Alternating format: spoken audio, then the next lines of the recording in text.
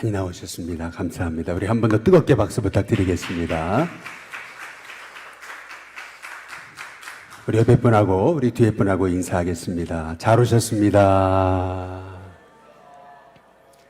우리 한 번 더 인사하겠습니다. 한 달도 승리하시기 바랍니다.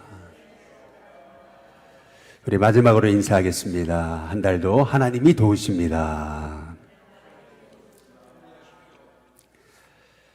옛날에 우리가 불렀던 찬양 중에 똑바로 보고 싶어요 주님이라고 하는 찬송이 있지 않습니까? 똑바로 보고 싶어요 주님, 온전한 눈빛으로 똑바로 보고 싶은데 우리가 똑바로 보지 못하는 참 그것이 안타까운 거죠. 결국 인생은 시선의 문제인 것 같습니다. 어떻게 바라보는가, 이제 그것이 결국에는 우리 인생을 결정하는 것 같습니다. 똑바로 봐야 되는데 똑바로 보지 못하는 그 이유가 어디 있을까라고 하는 거죠. 우리가 똑바로 보지 못하는 그 이유는 아마도 우리가 하나님의 시선으로 사람을 바라보지 못하니까, 자꾸 내 시선을 가지고 사람을 바라보니까 우리가 똑바로 보지 못하는 것이 아닌가라고 하는 생각을 갖습니다. 또 똑바로 보지 못하는 그 이유는 어찌 보면 자꾸 사람을 외모로 보니까, 겉모습으로만 보니까 그의 중심 안에 있는 그 보석을 보지 못하게 되는 것이 우리가 아닐까라고 하는 생각을 갖습니다. 하나님의 은혜는 항상 낮은 곳에 임하는 건데, 우리의 마음이 너무 높아져 있다 보니까 하나님의 그 은혜를 우리가 발견하지 못하고 자꾸 높은 마음을 가지고 판단하고 또 정죄하는 것이 아닐까라고 하는 그런 생각을 이제 갖게 되는 겁니다. 오늘 말씀에서도 보면은 요한복음 7장 24절을 보니까 우리 한번 같이 읽어보겠습니다. 함께 있습니다. 시작. 외모로 판단하지 말고 공의롭게 판단하라 하시니라. 외모로 판단하지 말아라, 공의롭게 판단하라. 우리 예수님도 말씀하시거든요. 한국인이 쓴 영작 소설이면서 세계적인 센세이션을 일으켰던 파친코라고 하는 소설이 있지 않아요? 얼마나 센세이션을 일으켰든지 이게 영화로 제작이 됐는데, 무려 영화를 제작하는데 1,000억 원이나 그렇게 들여서 제작을 했다, 이제 그러지 않아요? 오징어 게임도 250억밖에 안 들었는데, 그런데 이 영화가 1,000억 원이 들었다니 얼마나 제작자가 중요성을 가지고 제작을 했는가라고 하는 것을 볼 수가 있는 거죠. 그 파친코라고 하는 그 영화 소설의 주인공이 선자라고 하는 그러한 여성이 아니겠어요? 그런데 이 선자라고 하는 아이는 아빠가 언청입니다. 절름발이고 장애인이죠. 그 옛날에 그 일제시대 때 언청이고 그리고 장애인이라면은 참 사람들의 놀림감을 받기에 충분한 그러한 인생이었던 거고, 또 그 어머니도 지지리도 가난한 그러한 집안에서 태어나고 자란 그러한 인생이었던 거죠. 이렇게 사람들에게 놀림감을 받을 수밖에 없는 그러한 부모 밑에서 태어난 아이니까, 그것도 남자도 아니고 여자잖아요. 더구나 그러다 보니까 글도 몰라요. 그러다 보니까 그 선자 안에 있는 어떤 가능성을 사람들이 참 보기가 어려운 거겠죠. 일본에서 건너온 한수라고 하는 사람이요, 선자를 좋아하긴 하는데 아이를 갖게 하고 나서는 책임을 지지를 않죠. 알고 보니까 한수는 자식이 셋이나 있는 유부남이었던 거죠. 임신한 소식을 한수에게 알리니까 오히려 한수는 선자에게 오히려 모욕적인 말을 하죠. 네가 나 보고 잘 되려고, 나 이용하려고 그래서 이렇게 한 거 아니냐. 그 모욕적인 그 말을 하면서도 이런 얘기를 하죠. 네 아이와 너는 내가 책임진다. 결국 이 선자는 한수를 떠나죠. 근데 참 놀랍게도 이렇게 그의 집에 찾아온 목사님을 아주 극진히 보살피다가 결국 선자는 목사님과 결혼하게 되죠. 그리고 일본으로 건너갑니다. 참 많은 고난을 겪고 이제 어려움을 이제 겪고 정말 생각지 않은 그러한 일들을 이제 겪었지만은 그의 가정이 소위 그러한 파친코 사업으로 성공하는 그러한 가문이 될 줄은 누가 생각을 했겠느냐라고 하는 그러한 얘기입니다. 사람을 외모로 보게 되면은, 사람을 겉모습으로 보게 되면은, 그러면 그 사람의 진가를 못 보게 되는 거죠. 근데 우리는 자꾸 사람을 겉모습으로만 이제 보게 되는 겁니다. 여기 예수님이 말씀하신 외모로 판단하지 말고 공의롭게 판단해라 라고 하신 이 외모라고 하는 헬라어는 옵시스라고 하는 말인데요. 이게 겉모양이라는 그러한 이제 뜻입니다. 겉모양만 보니까, 그러니까 속을 못 보는 거죠. 중심을 못 보는 겁니다. 겉모양만 보니까, 그러니까 하나님의 시선으로 사람을 바라보지를 못하는 겁니다. 그 안에 엄청난 비밀이 있는데 겉모습만 보고 우리는 모든 것을 판단하니까 우리의 판단이 이제 잘못되게 되더라라고 하는 이제 그러한 얘기입니다.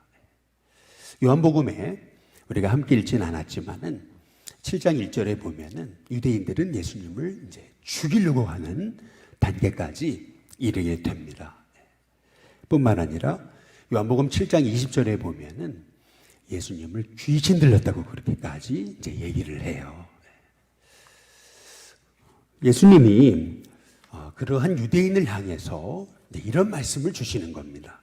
요한복음 7장 21절에 보니까 우리 같이 한번 읽어보겠습니다. 이렇게 있습니다. 예수께서 대답하여 이르시되 내가 한 가지 일을 행하매 너희가 다 이로 말미암아 이상히 여기는도다. 예수님이 대답하시죠. 내가 한 가지 일을 행하매 너희가 이 때문에 나를 이상히 여긴다. 그 한 가지 일이 뭔지 아십니까? 그 한 가지 일이 안식일에 병자를 고치신 거예요. 그 병자가 어떤 병자였냐면은 38년 동안 자기 자리에서 한 번도 일어나 보지 못한 고통 가운데, 절망하고 외로움 가운데 빠져 있던 그 영혼을 예수님이 고쳐주신 그런 일이거든요. 38년 동안 한 번도 걸어보지 못하고 절망 가운데 신음하고 있던 영혼을 고쳐줬더라면 그날이 안식일이라고 하더라도 오히려 칭찬하고 또 감사해야 되는 것 아니겠어요? 그 영혼의 입장으로 돌아가서 내가 38년 동안 고통받다가 이렇게 예수님이 날 고쳐주셨다면은 내 인생이 완전 새 날을 본 거 아니에요. 그렇다면은요, 그게 감사할 일이지. 그것 때문에 예수님을 핍박하고 죽이려고 하고 귀신 들렸다고 그렇게 할 내용은 아니더라라고 하는 그러한 얘기입니다. 근데 왜 이렇게 유대인들이 예수님을 그리스도로 보지 못했을까? 이제 그 이유는 예수님의 외모만 보니까요. 겉모습만 보니까. 안식일에 어떻게 하지 말아야 될 행동을 하는가? 안식일은 아무것도 하지 말아야 되는데. 결국에는 사람의 겉모습을 보게 되면은 우리는 잘못 보게 된다. 그 사람의 진가를 보지 못하게 된다라고 하는 그러한 얘기입니다. 그래서 우리는 사람의 외모를 보는 게 아니고 사람의 중심을 보는 훈련을 우리가 해야 된다라고 하는 말씀입니다. 요셉이 노예로 끌려갔을 때 그 누가 요셉이 애굽을 살리는 총리가 되리라고는 누가 상상이나 했겠느냐는 겁니다. 요셉이 감옥에 갇혔을 때 그가 어떻게 이 시대와 민족을 살리는 인물이 되리라고는 상상이나 했겠느냐는 거죠. 그러나 하나님은 요셉의 중심을 보시잖아요. 그 마음의 중심을 보시고 하나님이 요셉을 들어 애굽의 총리로 삼으셔서 그래서 온 땅을 구원하는 그러한 주님의 도구로 요셉을 사용하셨던 것을 이제 볼 수가 있습니다. 우리가 하나님의 시선을 가지려면은 우리도 자꾸 사람의 외모를 보고 판단하는 것이 아니고 중심을 보고 공의롭게 판단하는 지혜를 달라고 하나님 앞에 기도하는 저와 여러분이 돼야 될 줄로 믿습니다. 겉모습만 보는 게 왜 문제인 거냐면은 오늘 요한복음 7장 22절에 보니까 우리 한번 7장 22절 함께 읽어보겠습니다. 함께 있습니다. 시작. 모세가 너희에게 할례를 행했으니 그러므로 너희가 안식일에도 사람에게 할례를 행하느니라. 실은요, 안식일에도 양을 잡아요. 안식일에도요, 성전에서 양을 잡지 않아요? 제사장이 양을 잡는 일을 하는 거예요. 왜 양을 잡습니까? 결국 우리의 죄를 용서하시는 그 하나님의 은혜를 양을 잡음을 통해서 예배로 올려드리는 거거든요. 뿐만 아니라 이스라엘이 할례를 행했잖아요. 그런데 그 할례는 난지 8일 만에 이제 행했던 거거든요. 그 8일째 되는 날이 안식일이 되는 경우가 있었어요. 그러면 안식일이라고 다음 날로 할례를 미룹니까? 그렇지 않죠. 안식일이라도 율법을 행하기 위해서 유대인들은 제8일째 된 날, 그날이 안식일이더라도 자식의 포피를 이제 베었던 거죠. 예수님은 지금 그 말씀을 하고 계시는 거예요. 할례의 목적이 뭐예요? 결국 하나님이 이 자녀를 택하셨다라고 하는 그 하나님의 사랑의 징표로 할례를 행하는 거 아니겠어요? 그런데 이스라엘은 그 할례를 행하는 거 그리고 안식일에 아무것도 하지 않는 거 이 겉모습에 그들은 매어 있고 말았다라고 우리 예수님께서 말씀하고 계시는 겁니다. 안식일에 할례를 행한다면은 율법을 지키기 위해서 할례를 행한다면은 마찬가지로 안식일에 이렇게 38년 동안 고통받던 영혼을 고치는 것. 이것이 어떻게 너희가 나를 향해서 노여워할 그런 이유가 되는 거냐. 우리 예수님께서 그들의 잘못된 중심을 지적하고 이제 계시는 거죠. 우리도 자꾸 겉모습을 보게 되고 겉모습을 보고 판단하게 되면은 우리의 판단이 잘못되는 경우가 너무나 많다는 겁니다. 중심을 봐야 되는데 속을 봐야 되는데 하나님의 시선으로 봐야 되는 거거든요. 하나님의 시선으로 본다는 게 뭡니까? 그것은 하나님의 은혜는 항상 낮은 곳에 임하는 거거든요. 그런데 낮은 마음으로 보지 못하고 높은 마음을 가지고 판단하고 정죄하니까 하나님의 하시는 일을 보지 못하게 이제 되는 거죠. 겉모습만 보니까 본질을 보지 못하는 겁니다. 겉모습만 보니까 지금 하나님이 일하고 계시는 그 하나님의 역사를 보지 못하게 되더라는 겁니다. 하나님이 이스라엘의 초대 왕으로 사울을 왕으로 이제 세우시잖아요. 사울도요, 처음에는요, 정말 하나님 마음에 합했습니다. 얼마나 겸손하고, 그리고 자기를 드러내지 않고, 뿐만 아니라, 그렇게 효자였어요. 그게 사울이었습니다. 그러나, 그가 왕이 된 다음에 변질되죠. 결국, 하나님이 실망하십니다. 그리고, 하나님이 다시 기름 부음 받을 자를 지명하세요. 그게 이새의 가정으로 가라는 거였습니다. 사무엘은 기름을 붓기 위해서 이새의 가정으로 가죠. 그래서 이새에게 자식들을 불러오라고 합니다. 이새가 첫째 아들 엘리압을 불러오죠. 그때 사무엘은 이 엘리압의 외모, 겉모습을 보고 역시 왕이 될 사람은 이렇게 잘생겨야 되고 왕이 될 사람은 이 정도 신장은 가지고 있어야지. 역시 하나님이 기름 부음 받을 자가 이 사람이구나. 이렇게 판단하고 기름 부으려고 그러죠. 그럴 때 하나님은 전혀 뜻밖의 얘기를 하시는 겁니다. 사무엘상 16장 7절에 보면은 우리 같이 한번 읽어보겠습니다. 함께 있습니다. 시작. 여호와께서 사무엘에게 이르시되 그의 용모와 키를 보지 말라. 내가 이미 그를 버렸노라. 내가 보는 것은 사람과 같지 아니하니 사람은 외모를 보거니와 나 여호와는 중심을 보느니라 하시더라.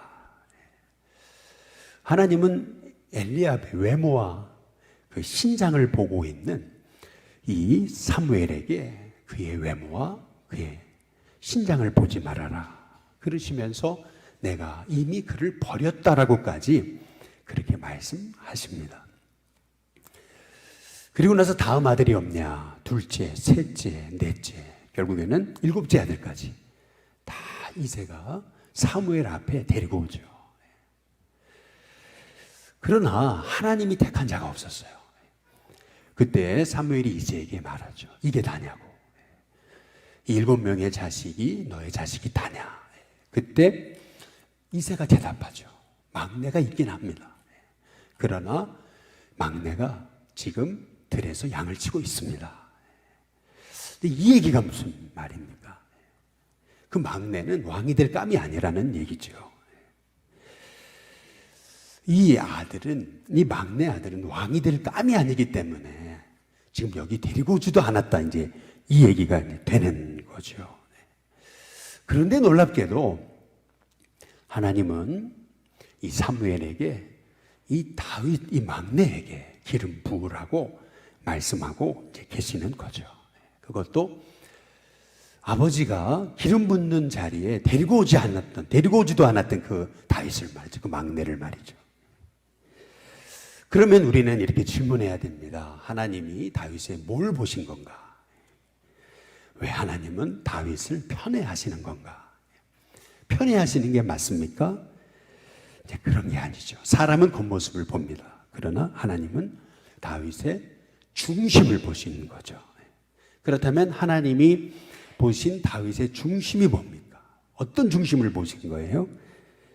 그게 이제 시편에 나와 있습니다. 78편에 70절, 71절, 72절에 보니까 우리 한번 같이 읽어보겠습니다. 함께 있습니다. 시작.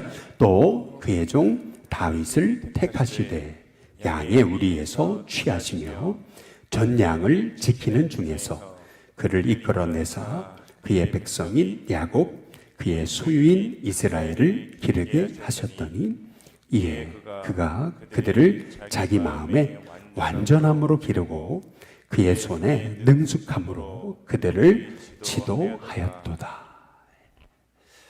하나님이 다윗을 양의 우리에서 취하셨대요. 보통 사람들은 양치는 일, 참 하찮은 일로 여기거든요. 내가 이까진 일을 할 사람이냐고 말이죠. 양치는 일이 가장 당시 힘들고 천한 백성들이 하던 일들 아니겠습니까?